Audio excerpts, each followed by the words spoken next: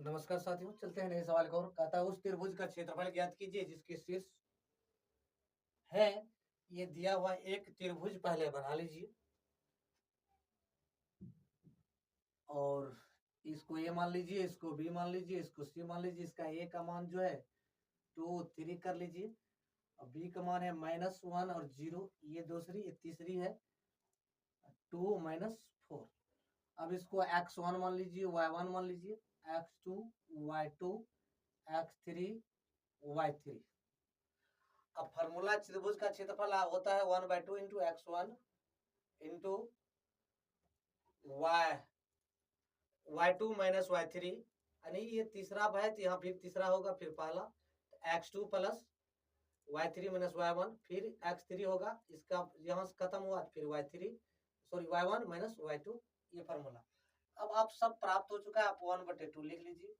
x1 का मान देखिए, आपका x1 का मान आपका 2 दिया है, 2 लिख लीजिए। उसके बाद y2 का मान यहाँ 0 दिया है, 0 लिख दीजिए। y3 का मान जो है आपका -4 दिया है, तो माइनस माइनस प्लस, ये 4 हो जाएगा। प्लस x2 का मान देखिए -1 है, तो -1 कर दीजिए। उसके बाद y3 का मान है आपका -4, y1 का मान है आपका 3, -3 कर लीजिए। उसके बाद प्लस x3 का मान देखिए 2 है।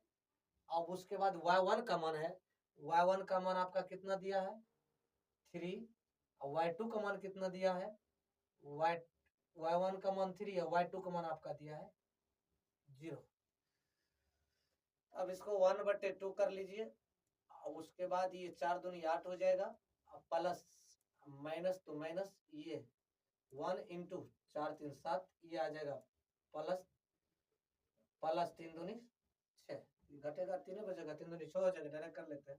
1/2 into 8 minus minus plus 7 plus 6/6। अब इसको क्या जोड़ लीजिए, 1/2 इंटू 21।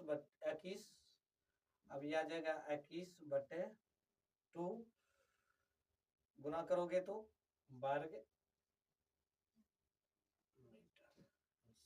यदि आप फुल वीडियो चाहते हैं तो मैथ एक्सेल क्लासेस यूट्यूब पे जाकर चैनल को सब्सक्राइब कर लीजिए, लाइक और शेयर कर दीजिए दोस्तों। Thank you.